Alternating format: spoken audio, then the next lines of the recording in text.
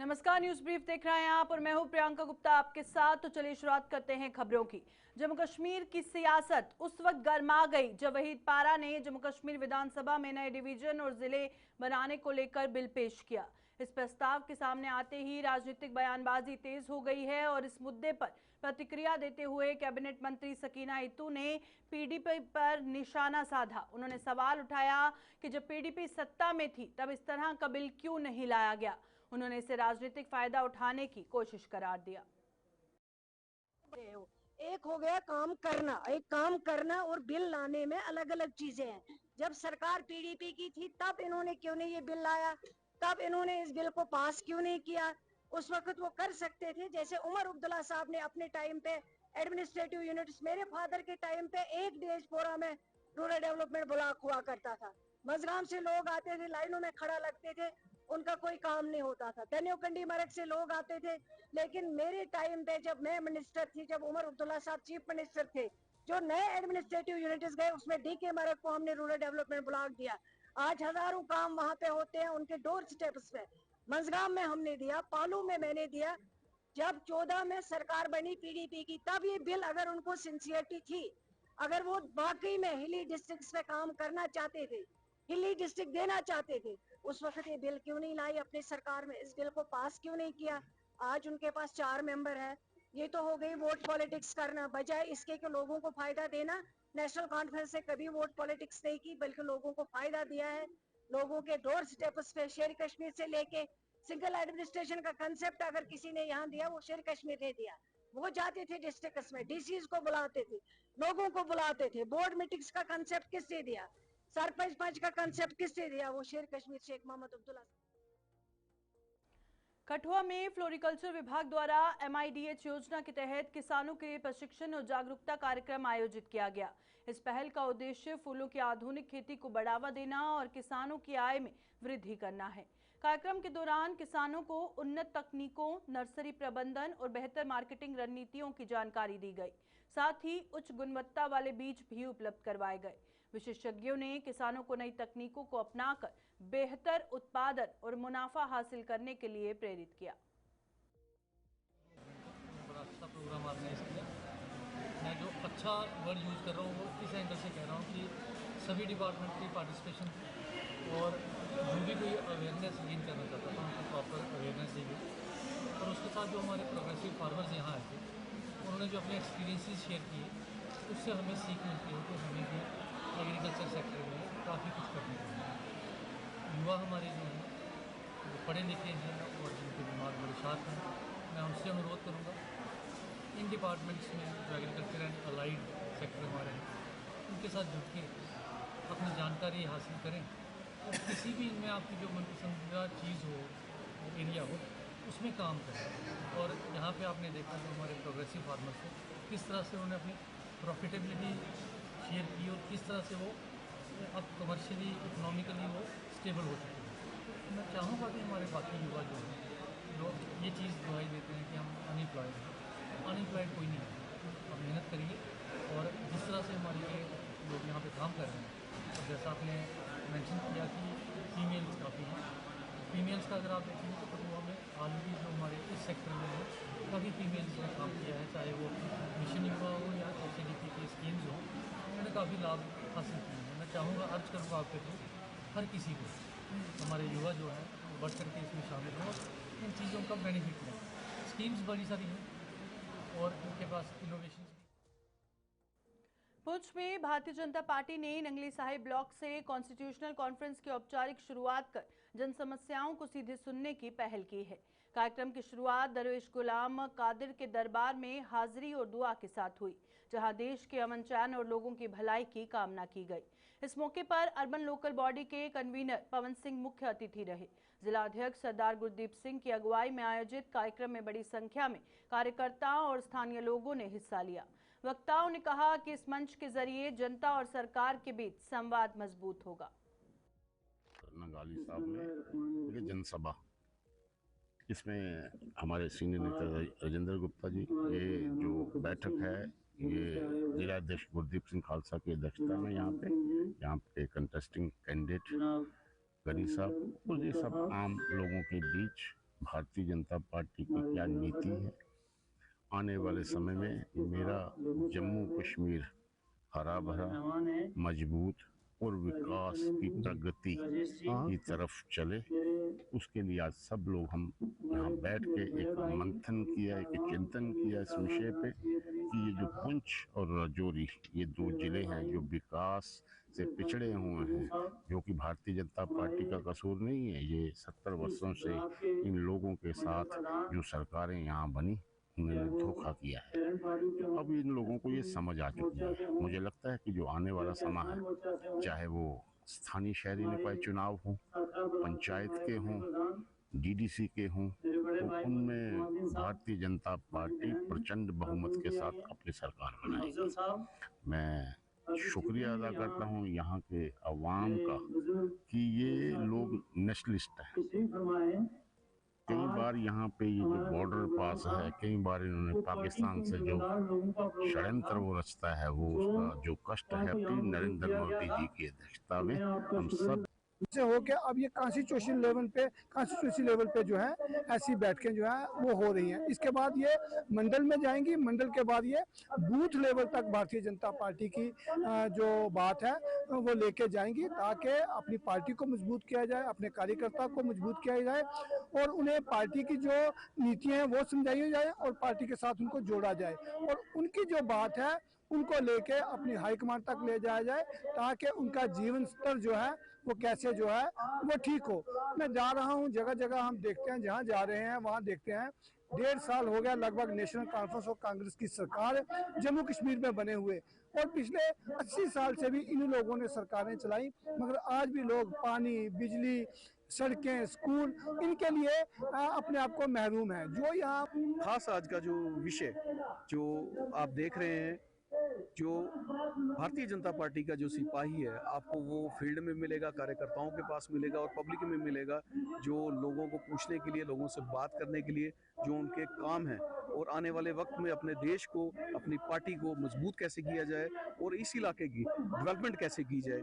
क्योंकि भारतीय जनता पार्टी के जो माननीय जो प्रधानमंत्री नरेंद्र भाई मोदी जी हैं, उनका नारा है सबका साथ, सबका विकास, सबका विश्वास और सबका प्रयास। वो आप जम्मू कश्मीर की जो डेवलपमेंट है उससे देख सकते हैं कि 2014 के बाद जब से देश के प्रधानमंत्री नरेंद्र भाई मोदी जी बने हैं, उन्होंने जम्मू कश्मीर के अंदर दोनों डिविजन्स में दोनों को बराबर आंख से देखा, तभी जाके जम्मू कश्मीर के अंदर जम्मू डिवीजन की भी डेवलपमेंट हो रही है। और खास करके मैं राजौरी पुंछ की बात करूंगा। राजौरी पुंछ की आरएसपुरा में आधुनिक ड्राई क्लीनिंग सर्विस की दिशा में बड़ा कदम उठाते हुए टंबल ड्राई की नई शाखा का शुभारंभ किया गया। इस आउटलेट का उद्घाटन पूर्व मंत्री और भाजपा के वरिष्ठ नेता श्यामलाल चौधरी तथा सुचेतगढ़ के विधायक प्रोफेसर घारूराम भगत ने किया। इस मौके पर श्यामलाल चौधरी ने कहा कि आरएसपुरा में इस तरह ये पहली आधुनिक सुविधा है जहां नई तकनीक से ड्राई क्लीनिंग की जाएगी। उन्होंने बताया कि कंपनी की शाखाएं पूरे देश में मौजूद है। ड्राई क्लीनिंग शॉप जो जहाँ आरएसपुरा में खुली, जहाँ यूनिवर्सिटी एग्रीकल्चर यूनिवर्सिटी के सामने इस तरह बात कर रहे हैं कि 1600 ब्रांचें की पूरे देश में खुली है, तो इसका बड़ा अच्छा लाभ लोगों को मिलेगा। खासकर एग्रीकल्चर यूनिवर्सिटी के जो बच्चे हैं उनको भी ड्राई कराने के लिए कपड़े, घर के लोग आजकल काम नहीं करते हैं, बाहर कराने के लिए लोगों को काफ़ी इसका फ़ायदा मिलेगा। आज इसका विधिवत उद्घाटन हुआ है और आज के बाद इसका काम शुरू होगा, लोगों को इसका लाभ मिलेगा। मैं अपनी दिल की गहराई से हमारे श्याम सिंह जी और इनके बेटे जिन्होंने ये काम खोला है, दिल की गहराई से बहुत बहुत मुबारकबाद देता हूँ। यही चाहते हैं कि ये काम इनका दिन दुगनी रात चुगनी तरक्की करे। ड्राई क्लीनिंग और लॉन्ड्री का काम यहाँ शुरू किया गया है आरएसपुरा में।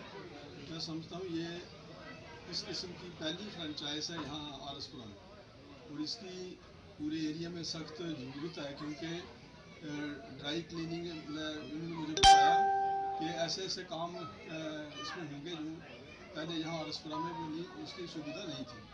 तो मैं समझता हूँ ये एरिया के लिए एक बहुत ही अच्छी बात है। लोग यहाँ अपने कपड़े और इवन शू क्लीनिंग भी यहाँ इसमें है, तो ये एक इस किस्म का पहला काम होगा यहाँ। तो मैं सभी को यहाँ तो श्यामलाल जी और उनके बेटे को मैं बहुत बहुत बधाई देना चाहता हूँ। बिश्ना के वार्ड नंबर 1 में चोरी की एक वारदात सामने आई है, जहां अभिषेक कुमार के घर के बाहर खड़ी बोलेरो गाड़ी को अज्ञात चोर लेकर फरार हो गए। परिजनों के अनुसार वाहन रोजाना उसी स्थान पर खड़ा किया जाता था और घटना के बाद इलाके में हड़कंप मच गया और परिवार ने तुरंत पुलिस को सूचना दी और पुलिस ने मामला दर्ज कर जांच शुरू कर दी और आसपास के सीसीटीवी फुटेज खंगाले जा रहे हैं। पीड़ित परिवार ने पुलिस से जल्द गाड़ी बरामद करने और आरोपियों को पकड़ने की मांग की है। जम्मू तवी रेलवे स्टेशन के बाहर स्थित यात्री वाहन स्टैंड की बदहाल स्थिति से वाहन चालक व सहचालक खासे परेशान हैं। चालकों का आरोप है कि स्टैंड में चारों ओर गंदगी फैली हुई है, जिससे उठने वाले बदबू के कारण वहां खड़ा होना भी मुश्किल हो गया है। उन्होंने बताया कि लंबे समय से सफाई व्यवस्था पर ध्यान नहीं दिया जा रहा, जिससे हालात दिन ब दिन बिगड़ते जा रहे हैं। इस अव्यवस्था के चलते यात्रियों को भी परेशानी का सामना करना पड़ रहा है और चालकों ने प्रशासन से मांग की है कि स्टैंड की नियमित सफाई और रखरखाव सुनिश्चित किया जाए। स्टैंड पे देखो जी, ये पूरा रोड खराब है और दूर बहुत है, मिट्टी बहुत है, उड़ती है, परेशानी बहुत है। कब से है? गंदगी बहुत है, बहुत ज़्यादा गंदगी है। परेशानी आती है इससे? बहुत परेशानी, रातों को सोया भी नहीं जाता है। ड्राइवर हूँ, मैं गाड़ी चलाता हूँ। अच्छा, तो मिट्टी रात को सोया भी नहीं जाता, मच्छर मक्खी और देखो पेशाब भी इधर ही करते हैं। अच्छा, तो गंदगी काफ़ी के चलो कम से कम किसको बोल के तो ये जरा गंदगी जो है जो उठा लें, म्यूनसिपैलिटी वाले जो कोई भी है तो ये निकालें। तो इनके जो रेलवे स्टेशन के जो अपने कोई बोलता ही नहीं है, कोई बोल के राजी नहीं है, बस अपनी ड्यूटी बताते हैं तो चलते लगते हैं। कब से हालत खराब है? ये तकरीबन ऐसे ही देखता हूँ मैं, कोई सफाई करा के राजी करते। सर बाढ़ आई थी, बाढ़ के बाद इधर बहुत गंद जैसा हो गया, पानी और खर्च खड़ी रहती है, बिल्कुल मिट्टी है, धूल आ जाती है, धूल से बीमार पड़ जाते हैं, इधर बीमार रहते हैं। 2-4 दिन इधर गाड़ियाँ लगानी है, कहीं बाहर लगाओ, कहीं लगाओ, जाके कोई जगह ही नहीं है, सिस्टम ही नहीं है कोई। तो इधर सिस्टम होना चाहिए, कोई थोड़ा सा इसको बजरी वगैरह कुछ रोड करवा दो, इधर कोई राफ्टिंग करवा दो। मिट्टी है, खाली धूल है, यहाँ पे खड्डे है, गाड़ी लगाने को मतलब ही नहीं है। तो इनसे थोड़ा सा क्लीन हो जाए, साफ सफाई हो जाए, कोई सफाई वाला आ जाए, इधर सफाई करे। वैसे कागज कचरा सब कुछ पड़ा रहता है इधर। इसकी बहुत बुरी हालत है, यहाँ पे गंद इतनी बार बोलते हैं पार्किंग वाले को इसको साफ करवाते ही नहीं है, इतने गंद में बैठना पड़ता है हमें। अभी गर्मियाँ शुरू हो गई है, गर्मियाँ शुरू हो गई हैं, इतना मच्छर है यहाँ पे, इतना बुरा हाल है, बात नहीं पूछने की। और किसी को बोल लो तो ये काम करवा के है ही नहीं, सिर्फ यहाँ पे पार्किंग लाओ कहते हैं, कचरा तो ये साफ करवाते नहीं। पूरे ऐसे ही है ये देख लो ना आपके सामने, इधर देख लो, आगे बस स्टैंड में देखो, पूरा ऐसे ही है, कचरा सिर्फ चिकड़ है। यात्री आते हैं, यात्रियों को इतनी परेशानी है यहाँ पे। संत निरंकारी मिशन द्वारा आरएसपुरा में रक्तदान शिविर का सफल आयोजन किया गया। ये शिविर परम पूज्य माता सुदीक्षा जी महाराज के आशीर्वाद से आयोजित हुआ, जिसमें बड़ी संख्या में श्रद्धालु और स्थानीय लोगों ने भाग लिया। जोनल इंचार्ज रेवजीत सिंह ने बताया कि मिशन हर वर्ष हजारों यूनिट रक्त एकत्र कर मानव सेवा में योगदान देता है। इस अवसर पर डॉक्टर और गणमान्य लोगों की मौजूदगी में रक्तदान कर मानव सेवा का संदेश दिया गया और शिविर का उद्देश्य जरूरतमंदों की जान बचाना और समाज में जागरूकता फैलाना रहा। मिशन लगातार साल भर में जगह देश भर में ये कैंप लगाता है और सबसे ज़्यादा अगर रक्तदान करने वाला कोई संस्था है तो ये संतनिरंकारी मिशन है। और यहाँ स्टेट में भी हम लगभग हर महीने कैंप लगाते हैं। उसी श्रृंखला में जो जैसे हमारी ब्रांचेज हैं, मिशन के सेंटर है जहाँ प्रेम प्यार का संदेश दिया जाता है, परम परमात्मा निराकार के साथ जोड़कर लोगों को लोक सेवा करने का संदेश। इसी तरह हमारा जो ब्रांच है आरएसपुरा मिशन की, जहाँ भी हर साल जो ब्लड डोनेशन। पुंछ के देश नामीय खड़ा मंदिर में एक धार्मिक माहौल देखने को मिल रहा है, जहां स्वामी विश्वात्मानंद सरस्वती के सानिध्य में रामायण पाठ का आयोजन किया जा रहा है। ये 9 दिवसीय धार्मिक कथा नई हनुमान जी की मूर्ति स्थापना के उपलक्ष्य में आयोजित की गई है। कथा में शहर भर से बड़ी संख्या में श्रद्धालु पहुंचकर भक्ति में लीन हो रहे हैं। जानकारी के अनुसार 3 अप्रैल को विधिवत पूजा अर्चना के साथ हनुमान जी की मूर्ति को मंदिर में स्थापित किया जाएगा, जिसे लेकर भक्तों में खासा उत्साह देखने को मिल रहा है। आप सब जानते हैं कि आज 5 रोज से यहाँ श्री विश्रामिकारा पंथ में पीठाधीश्वर महामंडलेश्वर स्वामी जी महाराज की श्री मुख से श्री रामायण पाठ जो हो रहा है, और ये इस उपलक्ष्य में हो रहा है कि यहाँ जो नया हमारा मंदिर इसका निर्माण किया गया है, वहाँ हनुमान जी की मूर्ति जो है वो स्थापित की जाए। आज 5 दिन से रियासी जिले की तहसील पौनी के डोगरा हाट कोठिया में द्वारका से आए श्रद्धालुओं के लिए भव्य लंगर सेवा का आयोजन किया गया। सेवाधारों के अनुसार ये श्रद्धालु पहले माता वैष्णो देवी के पवित्र दर्शन कर चुके हैं और अब बाबा शिवखोड़ी के दर्शन के लिए प्रस्थान कर रहे हैं। श्रद्धालुओं की सुविधा के लिए भोजन और विश्राम की विशेष व्यवस्था की गई है और ये लंगर श्री श्री 1008 महामंडलेश्वर माता सुनीता नंदगिरी सुंदर बनी की ओर से लगाया गया। सेवादारों ने बताया कि वे मां के आशीर्वाद से निरंतर सेवा कार्य करते रहेंगे। से आए हुए हैं, हमारा सभी ब्राह्मण परिवार है, 550 लोग आए हुए हैं। तो ये वैष्णो माता में हर साल आते हैं और हर साल यहाँ भगवान शिव के दर्शन करते हैं। और माता महामंडलेश्वर जी जो हमारे जूना खाड़े के महामंडलेश्वर है, माता सुनीता नंदगिरी जी जो हमारे जम्मू कश्मीर और सुंदरबनी के रहने वाले, उनकी तरफ से ये फलाहार की और जो जहाँ खाने की व्यवस्था रखी गई है और माता रानी की तरफ से रखी गई है। ये ब्राह्मण परिवार है सब, तो हम बहुत अपने आप को भाग्यशाली समझते हैं कि माता रानी ने ऐसा आदेश दिया कि इन ब्राह्मणों को कहते हैं नमो ब्राह्मण देवाय गो ब्राह्मण हिताय जगदिताय कृष्णाय गोविंदाय नमो नमः। और ऐसा परिवार ऐसे श्रद्धालुओं का सेवा करने का सौभाग्य मिला आज। जिन्होंने ये देश प्रदेश की जो यात्रा है जो आज हमारे पास जहाँ हमारे डोगरा हाट पंचायत कोठियों में आई है, ये हमारी धरती आज इतनी पवित्र हो गई है, इतनी पवित्र हो गई है कि मैं कह नहीं सकती है। और सबसे ज्यादा मैं इनका भी धन्यवाद करना चाहती हूँ, बड़े बड़े लोगों का जहाँ धन्यवाद करना चाहती हूँ जिन्होंने इतना बड़ा ये सोचा कि आज हम ये ग्रुप जो है जहाँ पे लगाएंगे। और मैं क्या, मेरे पास इतने शब्द ही नहीं है धन्यवाद माता रानी के करने के लिए जिन्होंने हमारे एरिया को सिलेक्ट किया और जहाँ आज उनको पूरी यात्रा का जहाँ पे आज द्वारकाधीश जी से आए हुए सभी ब्राह्मणों का, सभी विद्वान पंडितों का, द्वारकाधीश के वहाँ के पुजारियों का तहे दिल से शक्ति संस्थान सुंदरबनी स्वागत करता है। और हम इनके बहुत आभारी हैं कि आज इन्होंने हमको ये सेवा का मौका दिया कि हम इन लोगों का आशीर्वाद यही द्वारका सुंदरबनी की धरती में द्वारकाधीश से आए हुए विद्वानों का आशीर्वाद ग्रहण कर रहे हैं। माता रानी ऐसा सौभाग्य हमें बार बार प्राप्त कराती रहे। हम द्वारकाधीश के सभी विद्वानों का धन्यवाद करते हैं। जय। जम्मू कश्मीर के सुरनकोट के पामी रोड चरलान क्षेत्र में सीनियर बीजेपी नेता सैयद मेहताब शाह बुखारी ने एक हैंडपंप का उद्घाटन किया। इस अवसर पर स्थानीय लोगों ने उनका गर्मजोशी के साथ स्वागत किया और आभार व्यक्त किया। ग्रामीणों ने बताया कि बुखारी लगातार क्षेत्र के विकास के लिए कार्य कर रहे हैं, जिसमें ट्रांसफार्मर, हैंडपंप और सड़कों जैसी बुनियादी सुविधाएं शामिल हैं। लोगों ने उन्हें एक जनहितैषी और सभी वर्गों के लिए समान रूप से काम करने वाला नेता बताया तथा भविष्य में भी उनके साथ बने रहने का भरोसा जताया। इस इलाके की जगह का नाम चराला है। चराला के इलाके में पानी की बहुत ज़्यादा कमी थी। यहाँ की औरतों को तो मुसीबत थी पानी की। और सुबह सुबह मर्द उठ के 1 किलोमीटर या 500 मीटर दूर जाते थे पानी लाने के लिए।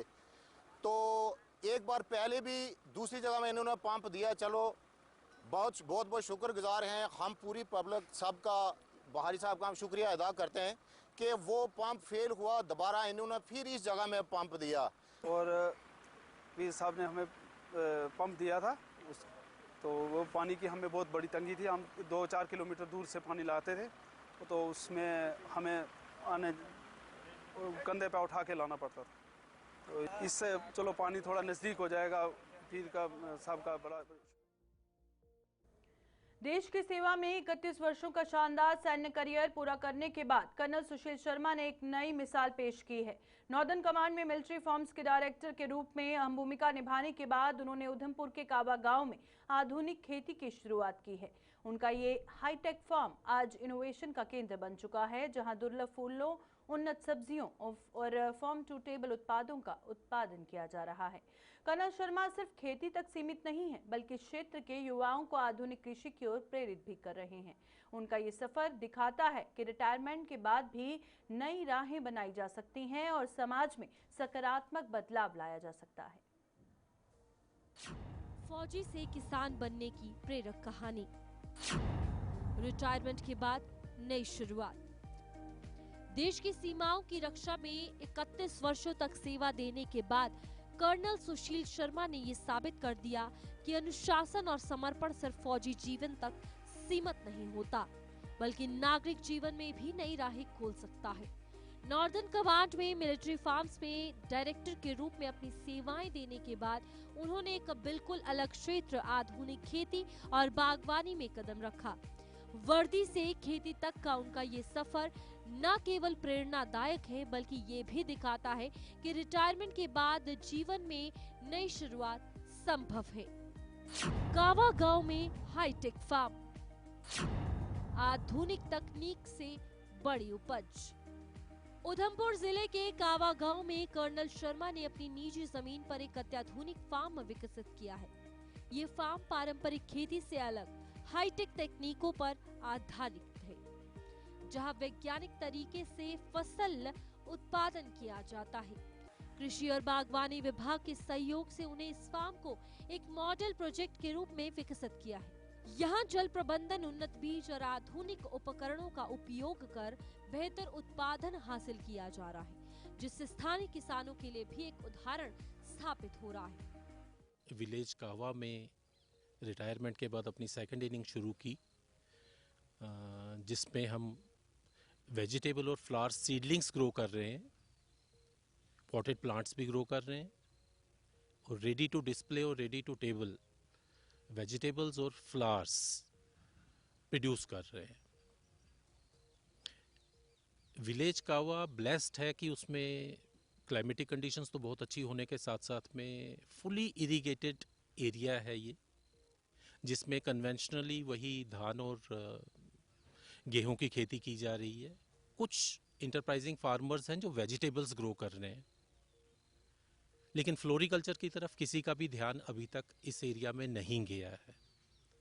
मेरा ये फर्म बिलीफ है और ओपिनियन है कि यहाँ के जो बच्चे शहर की तरफ भाग रहे हैं और छोटे छोटे कामों की तलाश में भाग रहे हैं, अगर वो लोग छोटे छोटे से वेंचर, जिनके लिए भारत सरकार ने ढेर सारी स्कीम्स ऑलरेडी अनाउंस कर रखी हैं और वो स्कीम्स इम्प्लीमेंट की जा सकती हैं, जिससे वो अपना रोजगार पैदा कर सकते हैं। सिर्फ अपने लिए नहीं, आस पड़ोस के और बच्चों के लिए भी रोजगार पैदा किया जा सकता है। एक सेल्फ हेल्प ग्रुप बनाया जा सकता है यहाँ पे, जिसके द्वारा जो प्रोड्यूस हम यहाँ बनाएं उसको हम मार्केट तक लेके जाएं और अच्छे दामों पे उसको हम बेच पाएं। फार्म टू टेबल मॉडल की सफलता, इनोवेशन से खेती में बदलाव। कर्नल शर्मा का फार्म आज इनोवेशन का केंद्र बन चुका है, जहां दुर्लभ फूलों की किस्मों के साथ साथ उच्च गुणवत्ता वाली सब्जियां उगाई जाती हैं। फार्म टू टेबल मॉडल के तहत वे ताजा और शुद्ध उत्पाद सीधे उपभोक्ताओं तक पहुंचा रहे हैं। बदलते बाजार की मांग के अनुसार उन्होंने अपनी खेती को ढाला है, जिससे उन्हें बेहतर आर्थिक लाभ भी मिल रहा है। ये पहल न केवल कृषि क्षेत्र में नई संभावनाएं खोल रहा है, बल्कि स्थानीय स्तर पर भी रोजगार के अवसर पैदा कर रहा है। युवाओं को खेती की ओर प्रेरित, आत्मनिर्भरता की नई राह। कर्नल शर्मा का उद्देश्य केवल अपने फार्म तक सीमित नहीं है, वे क्षेत्र के बेरोजगार युवाओं को आधुनिक खेती की ओर प्रेरित कर रहे हैं और उन्हें प्रशिक्षण भी दे रहे हैं। उनका मानना है कि आज की युवा पीढ़ी अगर वैज्ञानिक खेती को अपनाए तो ये एक लाभकारी और सम्मानजनक करियर बन सकता है। वे समय समय पर कार्यशालाओं और मार्गदर्शन सत्रों के माध्यम से युवाओं को आत्मनिर्भर बनने की दिशा में प्रेरित कर रहे हैं, जिससे ग्रामीण अर्थव्यवस्था को मजबूती मिल रही है। युद्ध के मैदान से फूलों की दुनिया तक का कर्नल शर्मा का ये सफर एक मजबूत संदेश देता है कि रिटायरमेंट अंत नहीं है, बल्कि नई संभावनाओं की शुरुआत है। उन्होंने अपने अनुभव और अनुशासन को समाज के हित में उपयोग करते हुए सकारात्मक बदलाव की मिसाल पेश की है।